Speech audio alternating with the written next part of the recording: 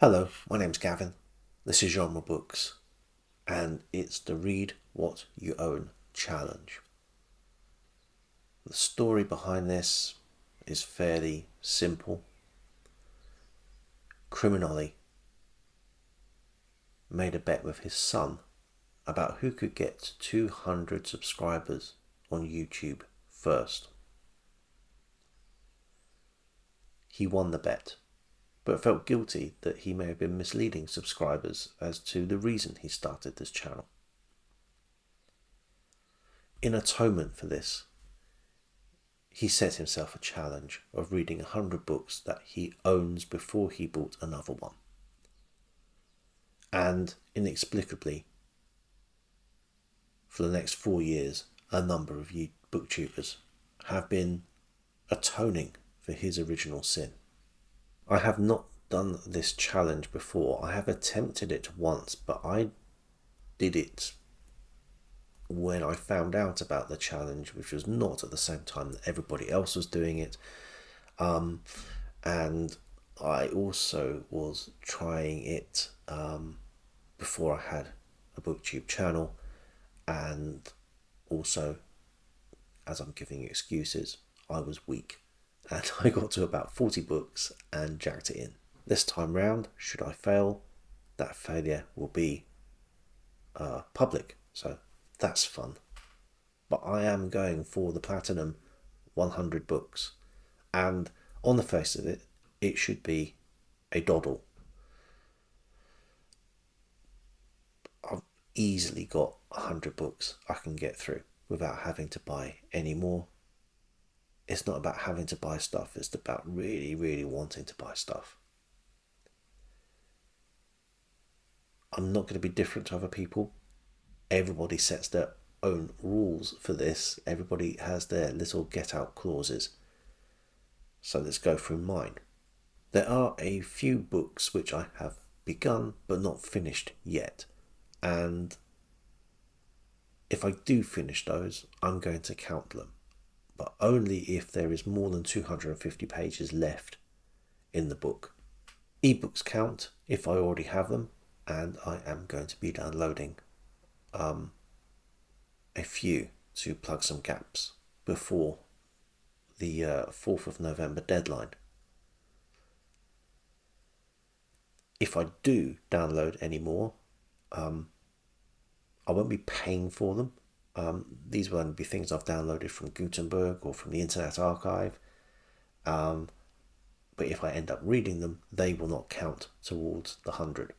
Any books that I read at the British Library count. Hear me out. These books are owned by the nation. I'm part of the nation. I've got a part ownership of the book. I own it. But those are my only rules. There is a page count version this year of the Read What You Own challenge. I will not be following that. The only point where I'm following that is where I do have a book which I have started and not finished. That needs to have 250 pages. I've got a fair amount of short books in here, and I am definitely going to be using that loophole to bolster my numbers when I'm feeling the need for a little boost. I'm not primarily or solely going to read very short books. There will be longer books in there, which hopefully will even out that page count to an extent. But if I find myself flagging or tempted reading a few quick paperbacks, getting 5 more titles under the belt will hopefully give me the fillip and the impetus to carry on with the challenge. Alongside rules, there are exceptions, and I will have very, very few exceptions. The first is any group read or buddy read that I end up doing on BookTube where I don't have the book. The second exception, if I am lucky enough to get a voucher at Christmas or any other time to spend somewhere, usually I end up spending it on books. So if I get given a voucher, I'm going to assume that person meant to give me a book.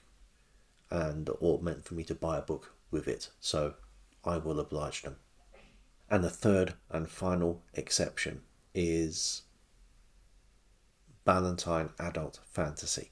I don't expect to invoke this exception because I'm not going to be actively looking. I'm going to try to stay out of bookshops. I'm going to try and stay off of eBay. But if I walk past the charity bookshelf at Tesco as I'm leaving the store, and I see that they have the Ballantine Adult Fantasy, H.P. Lovecraft, Clark Ashton Smith, and all the wondrous stuff, then you can take your reading challenge and shove it, because I'm having those. I don't think that's going to happen. Finally, pulp magazines are exempted.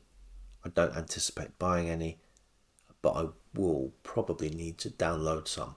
I'm not counting any pulps I read as part of the challenge, so I am making a distinction between a pulp magazine and a book, and that's how I get around that particular bit. But also, do I want to spend a lot of time reading pulp magazines if I know they're not counting towards the challenge? Well, I'm going to have to, because I want to read pulp magazines. But there we have it. I'm trying to keep the rules as simple as possible so that I have more chance of actually completing the challenge. I'm going to get to the 100 books and I'm going to see how I feel. And I'll keep telling myself I'm going to get to the 100 books. It should be a lot simpler than it sounds. I absolutely do not want for any more material at the moment. I gorged myself on book buying on my recent trip up north. This is the reason I've had 3 haul videos recently. I knew this was coming. I'm squirreling the books away. I'm ready for bookshop hibernation. I'd like to thank and curse Criminally for creating this event. Probably it is a necessary evil for me at this stage. So wish me luck. Until next time.